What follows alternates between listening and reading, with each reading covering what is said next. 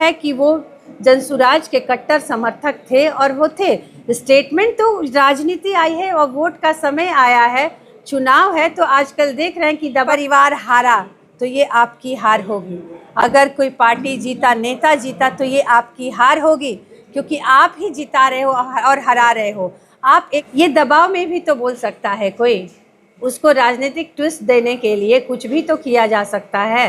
ये आप कैसे मान लेंगे? ये तो जग जाहिर है कौन खड़ा है। यहाँ तो दोनों आपस में ही भिड़े हुए हैं। तो इसीलिए मैं जनता से कह रही हूँ कि आप लोग इस चीज़ को ध्यान से देखिए और समझिए। चुनाव में जब अपहरण ही कर लिया जा रहा है और नामांकन वापस ले लिया जा रहा है, तो ये मामला कुछ नहीं है। बस इतना ही है कि आज हम जनता की बात करने के लिए बुलाए हैं कि शाहपुर की जो जनता है उसके बारे में बात करें, क्योंकि अभी तक तो जितनी भी चुनाव हुए हैं उस चुनाव में जनता की बात नहीं की जाती है। बात की जाती है अपने बारे में, अपने परिवार के बारे में, किसने किसको क्या किया उसके बारे में, कौन किससे बदला लेगा उसके बारे में। और कहीं ना कहीं इस बीच में दो पार्टियों और दो नेताओं के बीच में जनता जो है वो पिस जाती है। जनता सोचती है कि हम हैं कहाँ पे, हमारा अस्तित्व क्या है। जनता कंफ्यूज होती है कि आखिर चुनाव आता है तो किसके लिए आता है। हमें अपना नेता चुनने के लिए आता है, लेकिन यहाँ बातें तो जनता की होती नहीं है। और अभी तक यही परिपाटी चलते आई है कि जनता के बारे में कोई बात नहीं कर रहा है। आज भी आपने देखा होगा कि जो भी एनडीए के हैं और राजद के जो भी अपने उम्मीदवार हैं, वो जनता की बात नहीं कर रहे हैं। कि पिछले जो हमारे भावी विधायक थे, जो भी थे, हमारे 10 साल रह चुके हैं, वो 10 साल देखे हैं कि 10 साल शाहपुर के बीच वो घूम रहे हैं, तो वो भी अवगत होंगे कि क्या क्या समस्याएं हैं। लेकिन उन्होंने उन समस्याओं की कभी बात नहीं की। उससे पहले मुन्नी देवी जी बीजेपी की थी, जो एनडीए की थी, 10 साल वो रही हैं, और उनके ही परिवार से आज जो उम्मीदवार खड़े हैं। तो दोनों परिवार जो है, ये परिवार अपनी बातें कर रहा है, यहाँ की जनता की बात नहीं कर रहा है। जबकि दोनों ने 10-10 साल देखा है, और 10-10 साल देखने के बाद सिर्फ अगर विकास के नाम पे कुछ होता है तो वो है पुल पुलिया और रोड। पुल पुलिया और सड़क।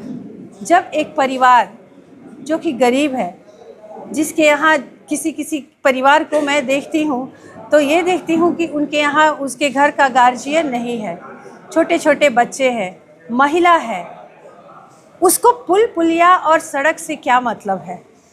उसका परिवार कैसे चलेगा? उसको तो ये चिंता है कि मेरे घर में मेरे बच्चों की शिक्षा कैसे मिलेगी, मैं आज खाना खा रही हूँ, कल मैं 2 टाइम की रोटी कैसे जुगाड़ करूँगी। तो आज हम बात करेंगे उन्हीं अपने समाज के और अपने शाहपुर के उन लोगों के लिए, उन गरीब जनता के लिए। उसी में आप एक ले लीजिए, हमारे मुसहर समाज को लीजिए। मुसहर समाज जब हम लोग छोटे छोटे थे और जिस तरह का उनको हम लोग देखे थे कि आज भी उनके तन पर कपड़े नहीं हैं, ये दुर्भाग्य है बिहार का। प्रशांत जी ठीक कहते हैं कि जो आंकड़ों में जितनी गरीबी बिहार दिखती है, अगर आप ज़मीन पे जाइए तो उससे कहीं ज़्यादा गरीबी है ज़मीन पर। और मैं कई जगह गई जहाँ पे कि मुसहर टोली सब है, आप वहाँ पे जाके देखिए तो आपको अनुभव होगा कि बिहार अभी कहाँ स्टैंड कर रहा है। तो कम से कम जो 10-10 साल रहे हैं, उनको तो इतनी तो ऐसी व्यवस्था बना देनी चाहिए थी कि कम से कम हर बच्चे के तन पर कपड़ा तो होना चाहिए। उनकी बात कोई नहीं करता है।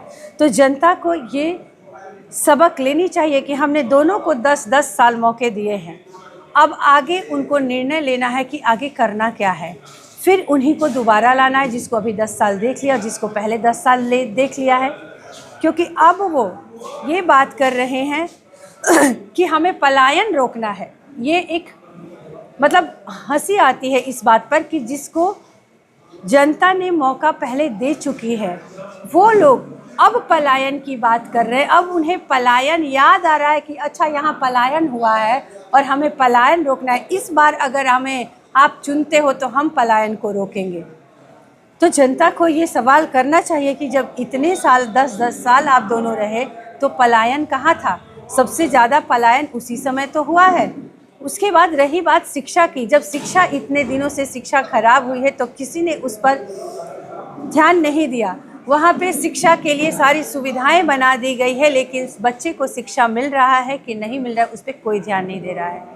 जो माता पिता थोड़े जागरूक हैं शिक्षा के प्रति, वो अपना पेट काट कर कैसे भी प्राइवेट स्कूल में अपने बच्चों को भेज रहे हैं पढ़ने के लिए, लेकिन जो गरीब परिवार के हैं वो मन को महसूस कर रह जाते हैं कि काश हमारे पास भी पैसा होता तो हम भी अपने बच्चे को पढ़ा देते।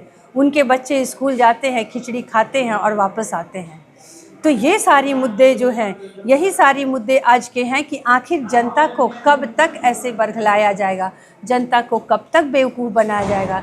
जब जब चुनाव आता है तब तब मुद्दे याद आते हैं, चुनाव ख़त्म हो जाता है और भूल जाते हैं लोग। जवैनिया गांव लीजिए, बाढ़ लीजिए, यहाँ पे बाढ़ बरसों से आ रहा है, दशकों से बाढ़ यहाँ पे आ रही है, लेकिन उसके रोकथाम के लिए, उसके बचाव के लिए कोई स्थायी निवारण या जो उससे ग्रसित है उनके लिए कोई निवारण नहीं दिया गया। आज पवन सिंह आए थे कनावे में, एनडीए प्रत्याशी के पक्ष में आए थे जी। उन्होंने विजय माला पहनाया और जनसैलाब से अपील किए हैं यहाँ से राष्ट्रीय सोसाइटी को विधायक बनाइए। उसे कुछ नहीं होता है। पवन जी आए थे क्योंकि उमड़ा हुआ था। बिल्कुल, वो तो उमड़ेगा क्योंकि पवन सिंह जो हैं एक बहुत अच्छे सेलिब्रिटी हैं और उनके फॉलोअर्स हैं, तो ऑब्वियस है कि उनको देखने लोग जाएंगे। जब वो जवैनी आए थे तब भी वहाँ पे जनता टूट पड़ी थी उनको देखने के लिए। इसका मतलब ये नहीं है कि वो एनडीए के लिए आई है, वो पवन सिंह को देखने के लिए आई थी, उनकी गायकी को, क्योंकि वो लोग पसंद करते हैं। गायकी और वोट देना ये दोनों में काफ़ी अंतर है। तो वो उनको लोग जब उनको इतना चाहते हैं, वो उनके घर आए हैं तो लोग अपना प्यार दिखाने के लिए और उनको एक बार देखने के लिए, जो लोग हैं उनके फॉलोअर्स हैं वो देखने के लिए गए हैं। तो इस भ्रम में नहीं रहना है कि पवन सिंह आए हैं और वहाँ सैलाब जन सैलाब उमड़ पड़ा है तो वो सारे वोट में तब्दील हो जाएंगे। देखा जा रहा है शाहपुर विधानसभा में बड़े बड़े कार्यक्रम लग रहा है और बड़े बड़े नेता आ रहे हैं, इसका मुख्य मकसद क्या है? मुख्य मकसद ये है कि शाहपुर आज जो है वो हॉट सीट बन गया है। इससे पहले भी शाहपुर में यही दो महागठबंधन और एनडीए की ही लड़ाई होती थी, यही दो थे। तब तो इतने बड़े बड़े सेलिब्रिटी नहीं आते थे, इतने बड़े बड़े लोग शाहपुर में नहीं आते थे। इस बार क्यों आ गए भाई? इस बार इसलिए आ गए क्योंकि इस बार मैदान में जनसुराज भी है और जनसुराज से कहीं ना कहीं भय है, जिससे बड़े बड़े नेता, दिग्गज नेताओं को लाया जा रहा है और सेलिब्रिटीज़ को लाया जा रहा है। ये बात जग जाहिर है और समझने वाली है, क्योंकि इससे पहले भी अगर लोग आए हुए थे तो कहते कि नहीं भाई वो हमेशा ही आते हैं अपने पार्टी को सपोर्ट करने के लिए, लेकिन इस बार आए हैं तो कह रहे हैं कि त्रिकोणीय यहाँ पे नहीं है, लेकिन त्रिकोणीय है। ये वो अपने मुंह से नहीं कहना चाह रहे हैं। त्रिकोणीय यही साबित करता है कि इतने दिग्गज लोग और इतने बड़े बड़े सेलिब्रिटी शाहपुर में आ रहे हैं। सवाल है कि कहीं और भी तो आ सकते थे, सिर्फ शाहपुर ही क्यों? तो ये सभी को पता है कि क्यों आ रहा है। मैडम एक सवाल है, जैसे आपने माझी समाज की बात की कि तन पे कपड़ा नहीं है, अभी तक शिक्षा नहीं मिला, देश के आज़ाद हुए 78-79 साल हो गया और क्यों वो लोग अभी तक पिछड़े हुए हैं? क्या लगता है आपको, इसका रीज़न क्या रहा है? रीज़न यही रहा है कि किसी ने उन पर ध्यान नहीं दिया, किसी ने कभी सोचा नहीं कि वो जो समाज के लोग हैं उनके साथ भी हमें न्याय करना है, उनको वो हक दिलाना है, उनको वो सारे अधिकार दिलाने हैं जो बाकी जनता को मिल रहा है। उनको सीधे से अनदेखा कर दिया गया है और वो अनदेखा बरसों से की जा रही है, जो कि बहुत ही निंदनीय है और बहुत ही दर्द, बहुत पीड़ा होती है ऐसे लोगों को देख करके। उनके झुग्गी झोपड़ियों को देखिए, उनके बच्चों को देखिए, चप्पल दूर, तन पे कपड़े तक नहीं है। मैं कहूँ क्या, आप लोग घूम रहे हैं और आप देख रहे होंगे कि किस तरह से गंदगी में वो रह रहे हैं। हम चाहते तो उनको भी सुधार सकते थे, बता सकते थे, प्रशिक्षण दे सकते थे कि हमें किस तरह से रहना चाहिए। जब तक ऐसे लोग आगे नहीं बढ़ेंगे तब तक हम कैसे कह सकते हैं कि हमारा बिहार आगे निकल जाएगा। उन्हीं लोगों को भी जम के किया जाता है, पिछड़ा दलित, पिछड़ा ये लोग। हाँ, महादलित इन सब पे करते तो हैं, लेकिन सामने साक्ष्य क्या दिख रहा है?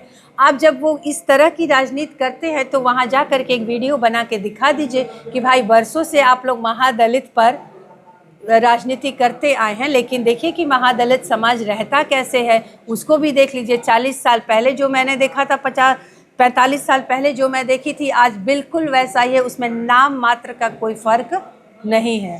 शाहपुर विधानसभा में आरोप प्रतिरोप लगता है, लेकिन विकास की बात कब होगी? बात तो यही है, आज मैंने जनता की बात क्यों की, यही तो बात की कि वो आपस में ही आरोप प्रत्यारोप करते रह रहे हैं, उनको और कुछ नहीं दिख रहा है। उनको दिख रहा है कि वो क्या किए और हम क्या किए, कौन किसका हत्या किया और कौन किससे बदला लेगा। लेकिन जनता बीच में ख़त्म हो जा रही है। आज पीसी का मकसद ही यही है कि जनता की बात कौन करेगा। ये बात जनता को समझ में आनी चाहिए कि हमारी बात कौन कर रहा है, हमारे लिए कौन खड़ा है। यहाँ तो दोनों आपस में ही भिड़े हुए हैं। तो इसीलिए मैं जनता से कह रही हूँ कि आप लोग इस चीज़ को ध्यान से देखिए और समझिए, सोचिए कि इस बार आपका परिवार जीतेगा या कि फिर वही नेता और वही पार्टी जीतेंगी। अगर परिवार हारा तो ये आपकी हार होगी, अगर कोई पार्टी जीता, नेता जीता तो ये आपकी हार होगी, क्योंकि आप ही जिता रहे हो और हरा रहे हो। आप एक एक पार्टी को पकड़ के बैठे हो कि भाई इस पार्टी से हम तो उसके कट्टरपंथी हैं, हम उसको छोड़ेंगे नहीं। लेकिन ये नहीं देख रहे हो कि मेरा बच्चा जो जिसको कि पढ़ाई मिलना चाहिए थी उसको पढ़ाई नहीं मिल रहा है, मेरा बच्चा पढ़ लिख कर ऐसे ही घूम रहा है, उसको नौकरी मिलना चाहिए था, उसको रोज़गार मिलना चाहिए था, उससे नहीं मिल रहा है। तो मैं ये कह रही हूँ कि आप इस बार कम से कम नेता और पार्टी को छोड़ करके अपने अपने परिवार के बारे में और अपने परिवार के विकास के बारे में सोचिए। जिस तरह से दुलार चंद यादव जी की क्या हुई कट्टर समर्थक थे जनसुराज के, आपको डर नहीं लगता है हुलास पांडे और राकेश ओझा से? क्यों डर लगेगा भाई? हमने ऐसा क्या किया है कि हमको डर लगेगा? हमने किसी का कुछ बिगाड़ा नहीं है। हम अपना जॉब छोड़कर, नौकरी छोड़कर आकर गांव में 2 साल से रह रहे हैं, लोगों को जागृत कर रहे हैं कि उनका जीवन सुधरे, उनके परिवार, उनके बच्चे का भविष्य अच्छा हो। हम ये कार्य, हम कोई गलत काम तो कर नहीं रहे हैं, तो हम किसी से डरेंगे? कोई होगा जितना बड़ा जो भी हो कि जिस वजह से वो इतने अपना नाम बना के रखे हैं, चाहे हुलास पांडे जी हो या चाहे जो भी हो, मेरा और उनका क्या संबंध है? जैसा उनका, वो अपने समाज में रह रहे हैं, हम भी आए हैं अपने समाज में रह रहे हैं, अपने विधानसभा में रह रहे हैं, अपने घर अपने परिवार के साथ रह रहे हैं, और परिवार के पास जाने और मिलने से तो कोई रोक नहीं सकता है। दुलार चंद यादव जनसुराज के समर्थक थे या आरजेडी के? क्योंकि उनके मौत के कुछ ही समय के बाद उनके पोता का स्टेटमेंट आ रहा है कि वो आरजेडी क्या प्रचार प्रसार करने जा रहे थे, उस समय उनकी मृत्यु हुई। ये दबाव में भी तो बोल सकता है कोई, उसको राजनीतिक ट्विस्ट देने के लिए कुछ भी तो किया जा सकता है। ये आप कैसे मान लेंगे? ये तो जग जाहिर है कि वो जनसुराज के कट्टर समर्थक थे और वो थे। स्टेटमेंट तो राजनीति आई है और वोट का समय आया है, चुनाव है, तो आजकल देख रहे हैं कि दबाव में जब अपहरण ही कर लिया जा रहा है और नामांकन वापस ले लिया जा रहा है, तो ये बयान तो बहुत छोटी सी बात है।